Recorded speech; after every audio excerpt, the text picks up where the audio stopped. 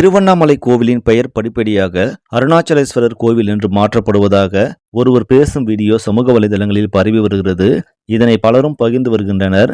இது தொடர்பாக தமிழக அரசின் அதிகாரப்பூர்வ சமூக ஊடக கணக்கான தகவல் சரிபார்ப்பகம் விளக்கம் அளித்துள்ளது. அந்த பதிவில் இது முற்றிலும் பொய்யான தகவல். திருவண்ணாமலை கோவில் இணை ஆணையர் அளித்துள்ள விளக்கத்தில் 1940ஆம் ஆண்டு சைவ சித்தாந்த மகா சமாஜ காரியதரிசி மா பாலசுப்ரமணியனால் எழுதப்பட்ட திருவண்ணாமலை வரலாறு என்ற நூலில் இந்த கோவிலின் பெயர் ஸ்ரீ அருணாச்சலேஸ்வரர் தேவஸ்தானம் என்றுதான் குறிப்பிடப்பட்டிருக்கிறது.